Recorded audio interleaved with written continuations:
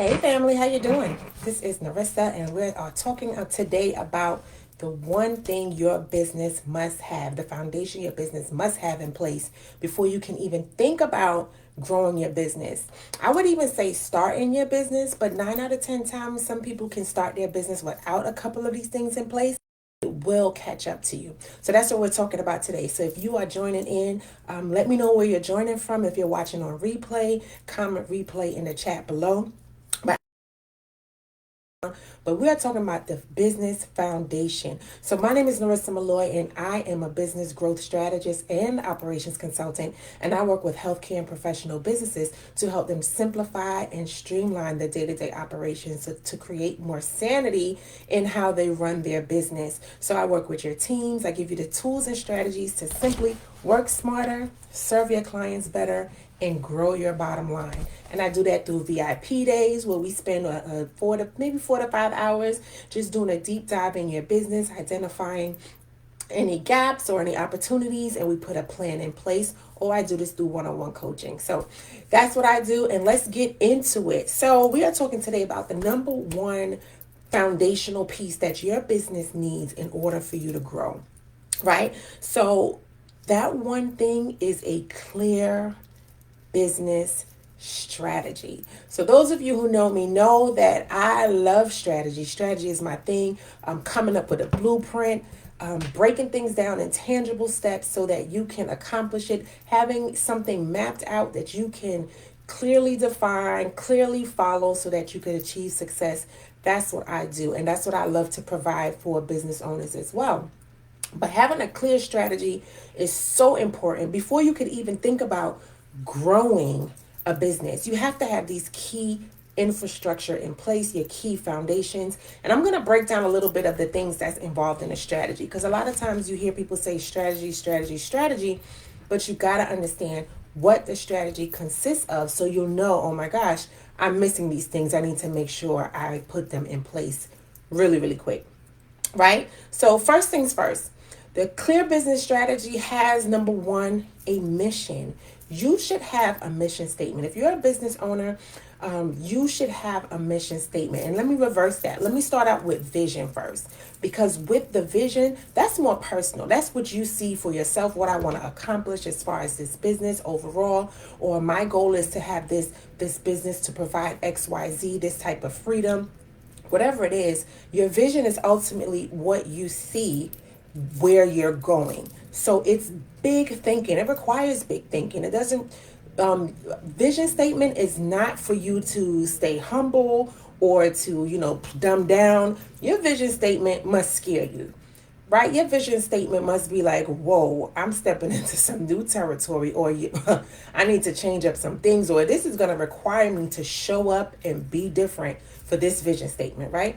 So we're not playing it safe with a vision statement. When I work with my clients with a vision statement, I make sure I help them, again, think bigger about themselves, about the gifts that they have, the opportunities that they can provide. They're like, wow, I've never even thought about that as a business or a way to generate revenue or the type of impact that I could have, right? Vision requires big thinking. It requires faith. And of course, you want to be realistic, but then again, why should you? Right? So you have to have a clear vision, right? The next thing you need to have is part of your business strategy is your mission statement. Your mission statement doesn't have to be a whole paragraph. It can be 2 to 3 simple sentences that basically tells and explains how you're getting to this vision. What's the tool? Who are you serving? How are you serving them? What are you providing? Simple sentence. It doesn't require a dissertation to write a mission statement. And understand, once you create a mission statement, it's fluid. Things change. Your business change. A lot of things change when it comes to a mission, your mission statement, right? So just don't overthink it. It doesn't have to be etched in stone. Just make sure you have one, because a lot of times when you are out there articulating what you do in your business, you're going to be pulling from your mission statement. Sometimes you may not even pull it word for word, but that is what's going to be coming from your heart. That's what's going to help you be clear and confident to say, this is what I do, this is who I do it for, and this is how I'm doing it. This is how I'm providing that service. This is who I do it for. So your mission statement should come from you. It should be something that is comes from the heart. It should talk about your purpose. It should talk about the impact you want to make, right? So that's what your mission statement should be. And again, it's fluid. It's not etched in stone. It will change, but it's a requirement for your your business strategy. The next thing you need to make sure you have is your market research. How did you validate your idea, your offer, your service, that it's even going to be profitable? Maybe the area you live, did you validate that it's a need in this area? Did you validate that the service that you're providing is wanted? Do people really need this service? Is it a priority for them? Is it an urgency where they're like, I need this solution right now? Or is it something that they can say, you know what, I can do it later? So you have to be really clear on your market research, and you have to be intentional, and you have to do it. And you have to do it with the target audience. I see people a lot of times just posting comments or posting questions on Facebook, and it's market research, but we're not your target audience. So we can't answer that question and serve you, right? So you have to make sure that you're asking your target audience, what is it that they need, right?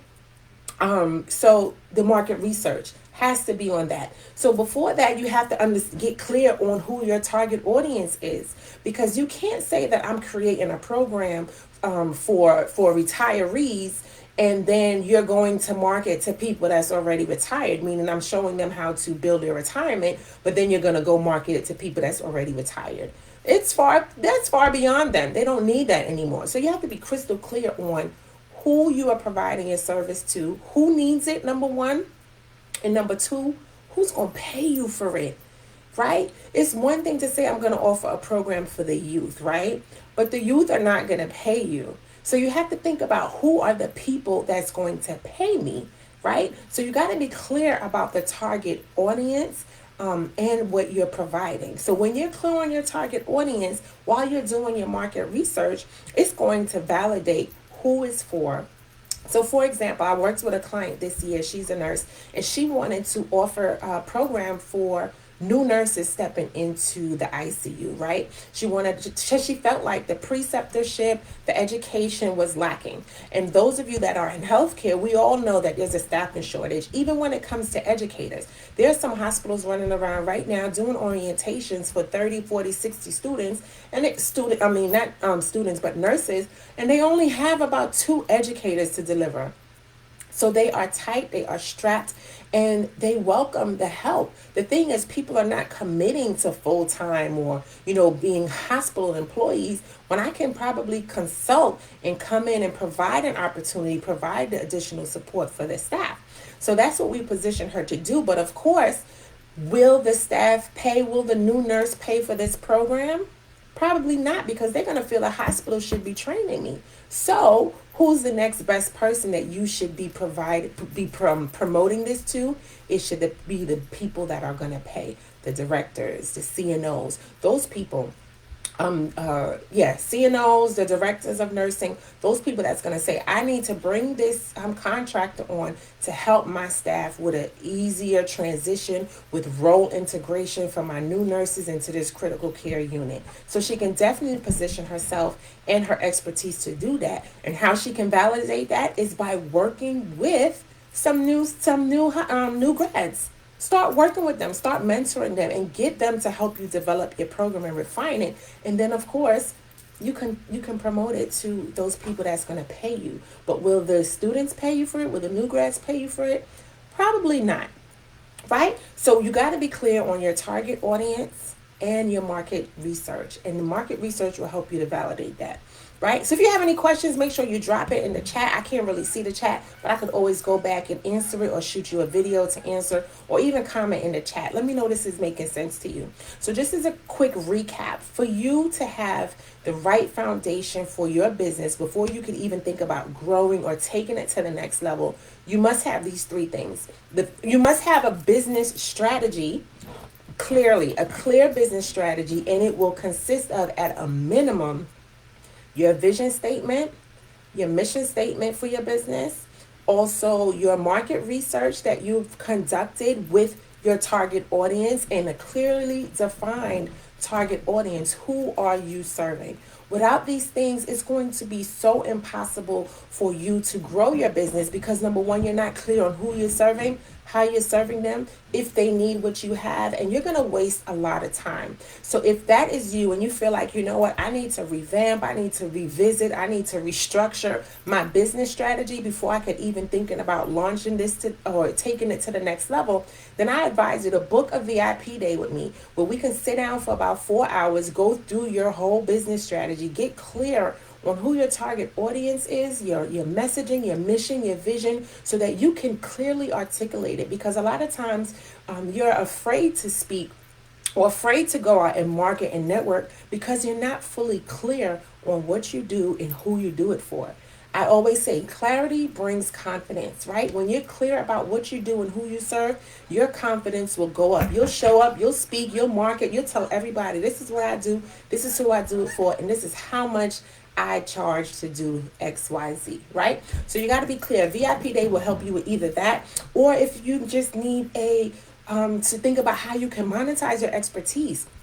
Definitely sit down and think about how, not think about, we can definitely sit down for a VIP day and brainstorm, put some structure in place, and give you a plan on how you can take your expertise, your professionalism that you have now, and how you can use it to generate an additional revenue stream for yourself outside of what you do. You're an expert, right? You're a professional. You've achieved so many different accolades and so much awards and recognitions. How can I use that to generate additional revenue? You know, everyone's talking about this recession now. There's definitely ways that you can generate money. And most times the wealthy people are still making money because they have a strategy in place. So we can sit down and help you with that as well. And then lastly, we can map out your client experience. If you're already established entrepreneur and you feel like, you know what, something's wrong, there's some gaps, there's some inefficiencies, there's some processes that are not working, that are broken, I'm having client complaints, or some tools are not working, my team is not working, then we need to really sit down, do a deep dive into your business, a systems and operations audit to look at where the gaps and really help you to plug those gaps in and create a strategy and an action plan so that you can take your business to the next level with efficiency, productivity, and profits.